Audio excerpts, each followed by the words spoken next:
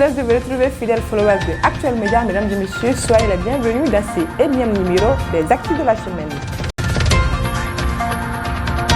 Ce samedi 29 janvier 2022, à l'ESJSC, s'est tenue la cérémonie de lancement du deuxième livre de l'écrivaine Safiatou Diarra, intitulé La Repentance. C'était avec la présence des grands journalistes, de ses professeurs, de certains camarades étudiants, des parents et amis. L'auteur a donné les raisons qui l'ont motivé à écrire ce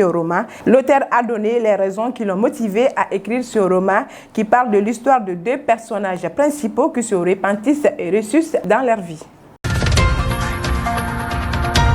Empire Afrique a organisé la première édition Music Fortune Awards ce vendredi 28 janvier 2022 au CICB. Cette symbolique remise de distinction de disques d'or, d'argent et de bronze. Cette cérémonie a vu des artistes comme Kanté, Ibawan, Gaspi, Derkeb et bien d'autres être récompensés par ces trophées Made in Mali. C'est dimanche au terrain de Angers de Djelibougou, la finale de la Coupe Bourama-Siré, deuxième édition, une finale qui opposait Aliou Foot et FC Mama. Aliou Foot gagne sur un score d'1-0, remportant la coupe avec à la clé une vache. Pour la deuxième, un mouton. Les organisateurs se disent contents de la sortie massive de la population de la commune 1. Présentation dévouée à la presse par le parti Adema PASJ. C'était ce samedi 29 janvier 2022 au siège du parti 6 à Bamakokoura. Les responsables du parti, à l'occurrence le président, n'a pas manqué de remercier la presse pour l'effet considérable qu'elle fournisse au service de la nation. En outre, plusieurs sujets ont été abordés, notamment la vie du parti et celle de la nation.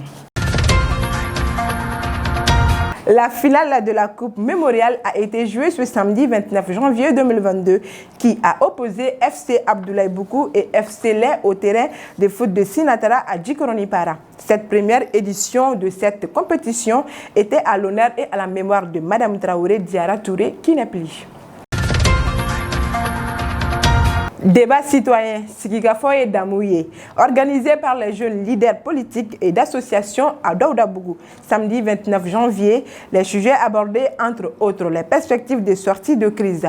Le débat s'est bien passé dans la commodité et la courtoisie, selon l'organisateur principal, M. Abdoulaye Traoré, et la population se dit contente pour une telle initiative.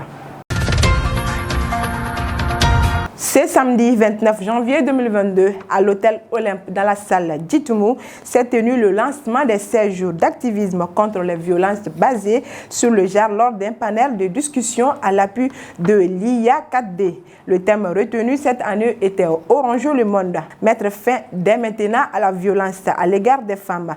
Un événement annuel qui débute chaque année du 25 novembre jusqu'au 10 décembre par les activistes du premier Institut international pour le leadership, Women's Global Leadership Institute. Voilà, c'est tout pour ces actus de la semaine. Merci à vous de l'avoir suivi. Restez connectés sur Actuel Média et bon début de semaine.